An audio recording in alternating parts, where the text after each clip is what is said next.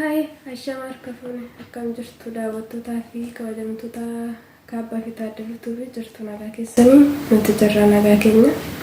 Ashama akkam jirtan kabajamtoota fi hordoftoota kaabbaatii fi taaddaluu hundi keessan nagaa keessanii nuti nagaa keenya galata rabbi. Har'a modeemne jirra guyyoota muraasaan booda akkuma beekamu viidiyoo jechaa hin turre walirraa babbannee jirra hundi keessaniyyuu baga nagaan nu eegdan jenna. Dhugaadha viidiyoo hojjanneen beeknu bannee jirra.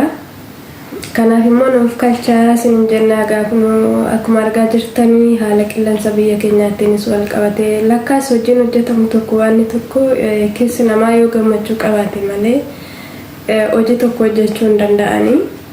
Amma nutis immoo sababuma kanaatiif keessi keenya xiqqoo gammachuu waan hin qabneef hojicharraallee fagaannee isin jedha.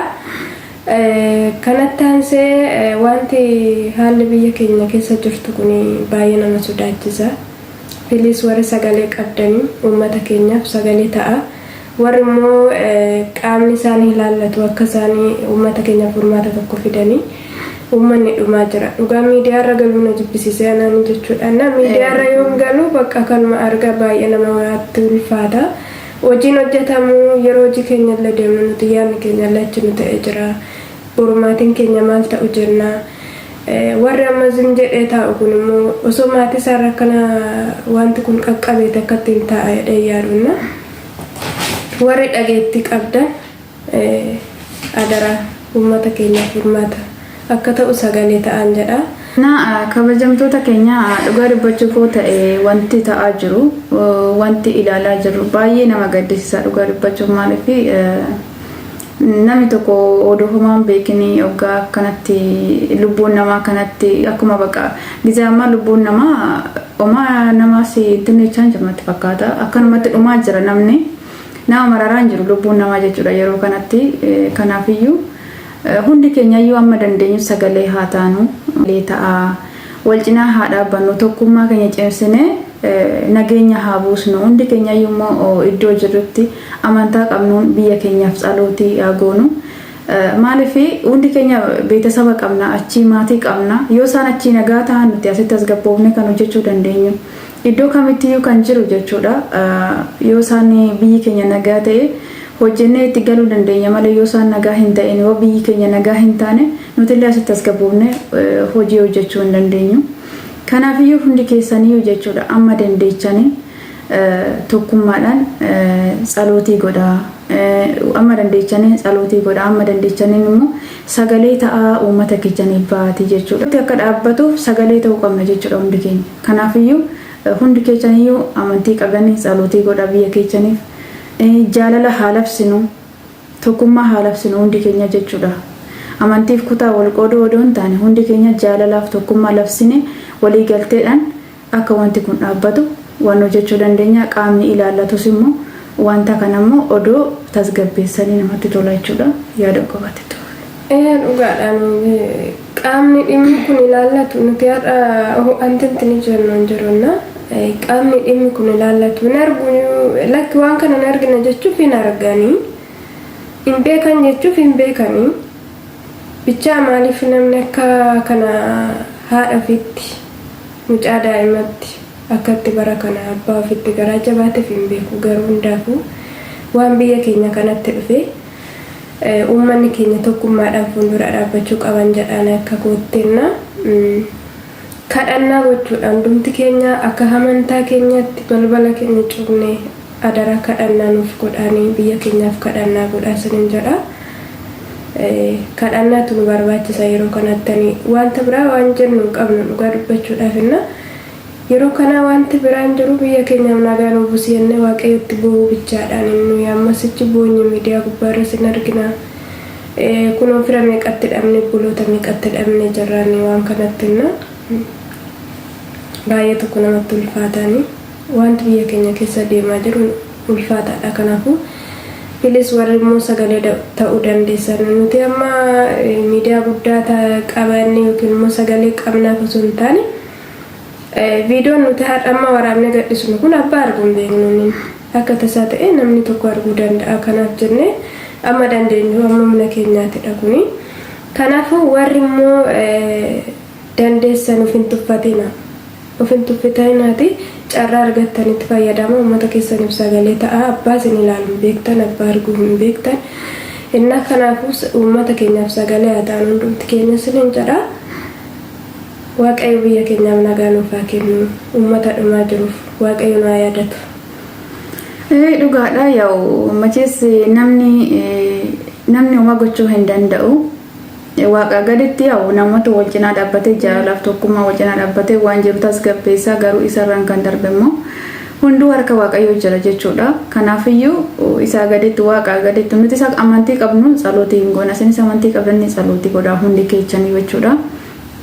Amantii kam keessayyuu jiraattanii tsalootii yoo gootanii waan gara qulqulluu kadhachuudha waan ta'eef jechuudha. Kanaafiyyuu hundi keessaniyyuu biyya keessaniif tsalootii godhaa. Jaalala labsaa iddoo jirtanitti wal jaaladha akkasuma biyya keessaniif illee jechuudha.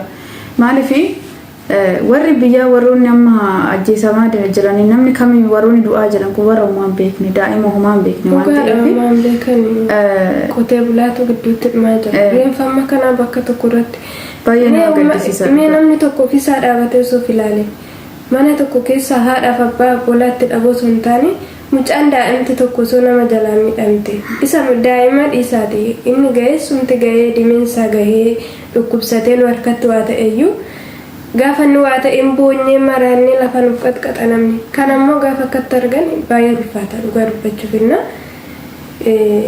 lubbuu namaa akka baala mukaatti harca'aa jira dhugaadhaan bara kana keessa lubbuun namaa akkanatti dhumu uumaatti fakkaachaa hin jiru warra seera gocha kana raawwataa jiranitti cirraashii gubaniiti irra dhaabatanii fa'aa footoo qabu reenfa namaa gubaa baratti namni deebi'ee wal gubaa irra dhaabatee suura ka'utu nutti dhufee jiraanna kun baay'ee tokko ulfaataadha.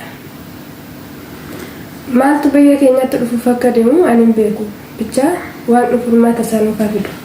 Hundi keenya yoo waan nani maalinne maaliif gochi kuni namaanis ta'e waaqanis ta'e amma nuti waan beeknu qabnu miti garuu jechumaaniyyuu ta'u garuu dirqama keenya biyya keenya yaadachuun tsalootii gochuun biyya keenyaaf kadhannaa gochuun jechuudha.